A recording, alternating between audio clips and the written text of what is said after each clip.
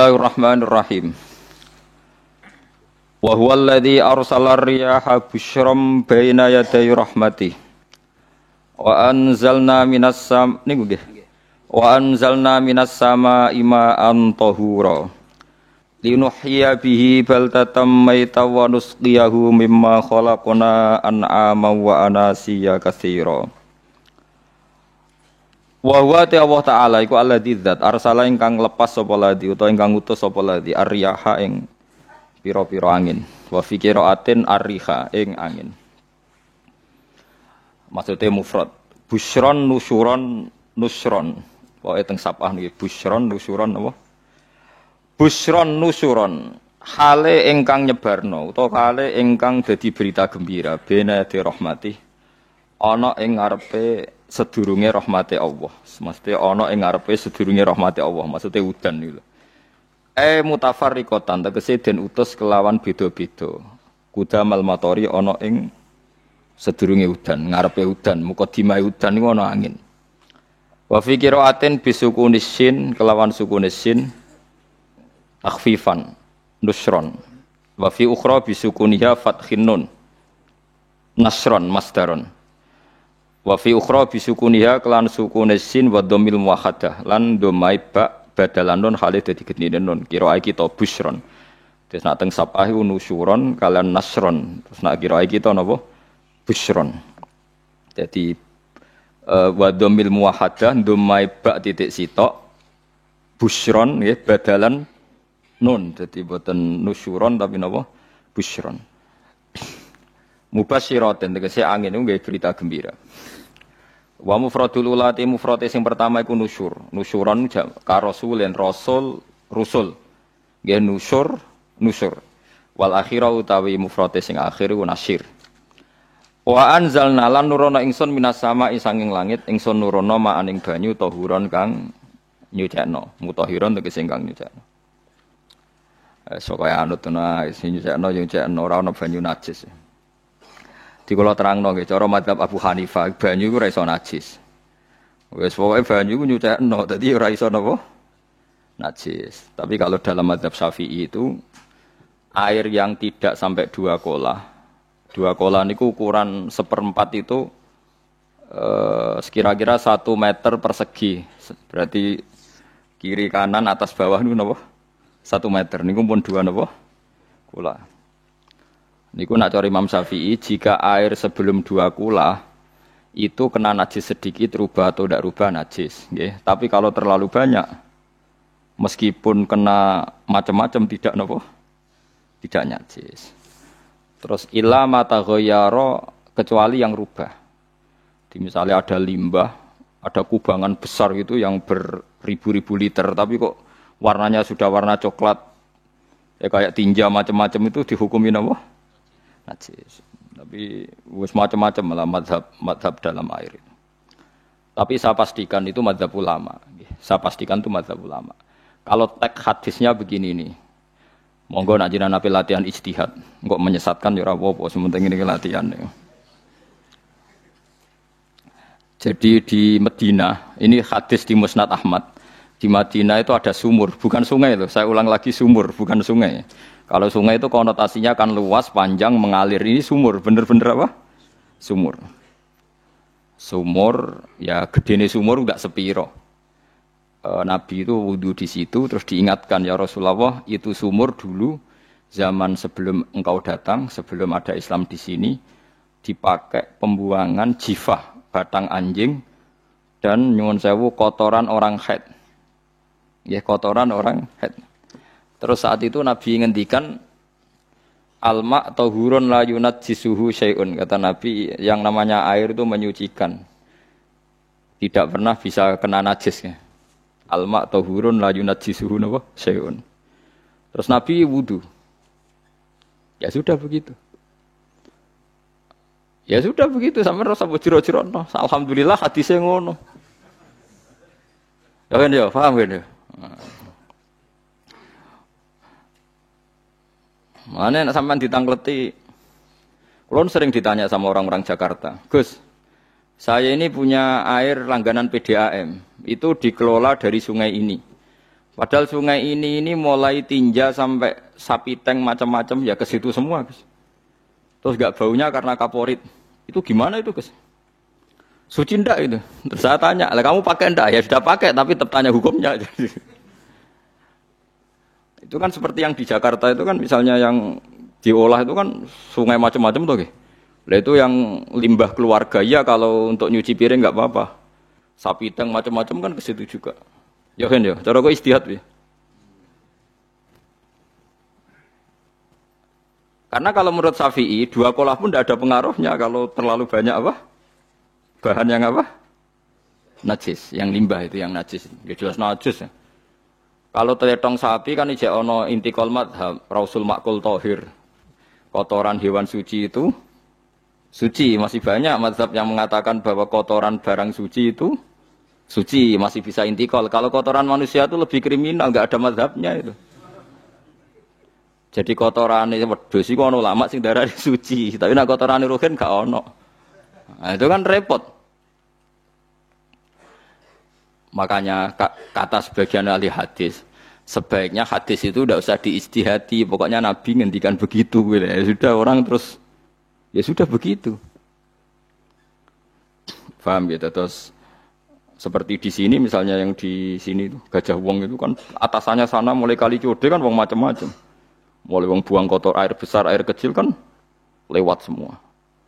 Macam-macam. Makanya masalah air itu pokoknya sifatnya air itu ma'an tahura. Sifatnya air itu mensucikan. Mensucikan itu dua dalam mazhab Syafi'i itu. Air dan tanah. Ya, air dan tanah. Terus sama Abu Hanifah ditambah satu. Ini kalau sampai coba tidak apa-apa. Api. Makanya kalau ada boto. Coroknya apa mus? Boto ya. Boto bangunan apa? Boto. Itu kan kebanyakan kan kadang kan tipak buahan pletong itu kan ya. Terus dipakai boto. Campur-campur diulet-ulet. Terus jadi apa? Boto. Cara madzhab Syafi'i tetap najis, dipakai masjid tidak bisa karena sebagian bahannya dari apa? Najis. Cara madzhab Hanafi suci karena sudah dibakar. Karena api itu termasuk alat mensucikan. Alasannya Imam Abu Hanifah, orang yang fasik-fasik itu nanti disucikan pakai api neraka. Berarti api itu bagian dari alat mensucikan. Jadi misalnya Ruhin mau sholat dibakar, sholat suci gitu. Karena api itu mensucikan. Buktinya orang-orang yang masuk neraka nanti sebelum masuk surga kalanya kan disucikan dengan api. Mana ada di neraka disucikan pakai air. Hanya kalau ada batu bata itu yang dipakai dari najis ya kemudian dibakar itu berarti cara mazhab Hanafi suci. Alhamdulillah tuh. Jadi kita bikin masjid nyaman karena bahannya dianggap apa? Suci. Lewat apa? Lewat apa? Api tadi dia dibakar. Tapi yang ngeri ya. Nggih. Ben sampean ngerti mazhab gitu. Terus saya memang tak niati setiap saya ngaji entah 1 2 tak sisipkan hukum fikih karena fikih ini yang kita alami keseharian. Nggih, fikih ini yang kita alami napa? Keseharian. Makanya saya minta teks hadis tadi jangan rubah. Pokoknya ada sumur loh tidak sungai. Sumur itu kan airnya tenang, tidak ngalir. Nyatanya Rasulullah sudah dilapuri. Ini batang-batang anjing dan bekas orang-orang haid, kotoran haid itu dibuang di situ ya Rasulullah. Terus Nabi menjawab, alma la yunajjis alma utahurun la yunajjisuhu syai'un. Terus orang-orang Syafi'iyah mentahmilkan dalam bahasa ijtihad itu dianggap itu mungkin sumurnya terlalu besar dan airnya terlalu apa? Banyak sehingga kotoran-kotoran itu tidak merubah warna. Tapi kata yang lain-lain masa yang bener aja gitu, masa banyu diam dimasuki kotoran gitu tidak nopo rubah. Nah itu ya itulah ijtihad. Ijtihad itu ya. Ijtihad itu guyonannya kan gitu. Pendapat saya benar mungkin salah, pendapat Anda salah mungkin apa? Benar. Karena ya sama-sama mirip-mirip itu untuk menganalisis itu. Yang jelas Allah mensifati air itu ma'an tahura, bahwa air itu punya sifat dasar mensucikan. Pak nek cara kula niku asal tidak terlalu ketok najis ngoten kaya PDAM ngoten niku Ngger gak ambu taek terus gak ambu apa nek suci wonten mawon. Takoki tapi kan asal usulnya di sana najis gini. Asal usul barang kok repot. Kalau sering dibantai tiang-tiang sing terlalu napa was-was. Tapi jelas Gus saya tahu sendiri. Sapi teng itu ngalir ke sungai gini-gini saya tahu sendiri. Tak jawab, saya juga tahu sendiri dari langit itu langsung air turun. Jadi artinya kalau dia melihat sisi najis ke sapi teng, kamu melihat sisi dari gunung Merapi, dari langit kan langsung turun. Jadi kalau eling najis ya, tak eling suci ini kan saya gitu. Dia ngilingi yang sisi najisnya dari apa? Limbah apa? Keluarga. Wa anzalna minas sama ima antahura. Air itu mensucikan. Nah, terus kedua masalah fikih yang saya jelaskan di sini, tahur itu sifat mubalaghah dalam madhab selain Syafi'i. Saya ulang lagi ya. Kula warai lugat ke. Kalau orang biasa terima kasih disebut syakir, disebut apa? Syakir. Kalau terlalu banyak terima kasih disebut apa? Syakur. Kalau kadang memaafkan disebut ghafir, orang yang memaafkan. Kalau sering memaafkan disebut ghafur. Jadi dalam disiplin lughat kalau wazan fa'ul itu berarti menunjukkan terulang-ulang. Paham nggih apa? Terulang-ulang. Sehingga mazhab selain Syafi'i mengatakan air satu ciduk kan ya. Dipakai wudu, setelah itu mustakmalnya dipakai lagi boleh. Mustakmalnya dipakai lagi boleh. Alasannya fa'ul itu mubalaghah gitu loh. Jadi sesuatu yang terulang. Paham ya? Saya ulang lagi ya. Tahur itu kan wazannya fa'ulan. Tahuran berarti wazannya fa'ulan. Fa'ulan itu berarti ikut wazan mubalaghah.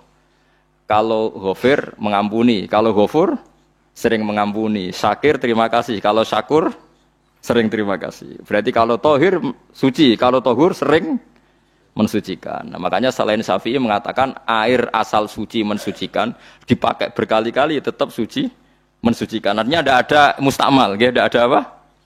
Tapi kalau dalam mazhab kita kan sekali bekas wudu mustakmal, bekas junub mustakmal karena sudah pernah dipakai sesuci. Nah itu mazhab kita, mazhab Syafi'i. Sama nanut di, soalnya kalau cerita sama nak kedesek, nganggo sing gampang mawon. Jadi gampang kan. Ya masuk akal karena memang wazan fa'ulan itu untuk tadi, untuk litakrir tadi, untuk mengulang. Kayak ghafir nyepuro, ghafurun sering nyepuro. Paham ya? Makanya orang itu kalau zalim itu ya zalim. Kalau zalum banget zalime. Makanya disebut Quran wa kanal insanu zaluman jahula. Zalim itu zalim biasa, zaluman banget zalime. Jahil itu goblok biasa, jahulan banget gobloke. Berarti kalau tahuron banget nyuciin berarti diulang-ulang. Makanya mazhab lain mengatakan air itu tidak ada mustakmal. Dan saya kadang ya intikal mazhab begitu. Nah intikal gimana? Coba kalau di hotel itu mustakmal. Hotel itu kan kotaannya cilik tuh kan. Tahu nggak hotel mari ruhen. Kotaannya cilik. Terus kalau kita misalnya junub atau apa pakai ciduk itu kan tetap nyiprat tuh mus. Nyiprat kena banyu di kotak yang cilik. Jadi kalau gak intikal mazhab pusing kan kita. Iya kan? Terus kemudian intikal lah suci guys. Takoki pangeran, kok nggo bolak-balik intikal madzhab Gusti. Jare sapa jare Gus Pak ngono takoki ngono. Lah kowe muni kowe karo takoki malah pusing. Kayak Mbah Khalil Bangkalan itu. Kalau nalkin mayit itu masyhur Mbah Khalil Bangkalan. Tidak nalkin mayit itu. Yo kan yo, aku sibuk urusanku akeh. Takoki malaikat ngenteni Mbah Khalil ditinggal mire. Sing ngono tok. Nalkin meneh. Yo jiyo soe nak takoki malaikat marabbuka manabiuka ngenteni ketuane. Maksudnya ngenteni dekne. Ya sudah ditinggalin. Ya orang ditakoki wong dekne orang kabudut. Pokoke diwarai kabeh. Ah terakhir beliau rada modern. Ngenteni ketua rombongan pokoke. Jadi nanti yang jawab itu ketua rombongan. Tapi aja tiru kan ngomong takoki malaikat ngentosi Gus Pak. Aku teko tutuki mawon Gusti. Sewan. Yakin muga ruhin ngomong ngoten kula ngomong Munkar Nakir. Kamu tahu kan tugas standar Anda apa? Ya tugas standare Munkar Nakir nutuki iku wis biasa wae. Biasa nutuki tak kan apa?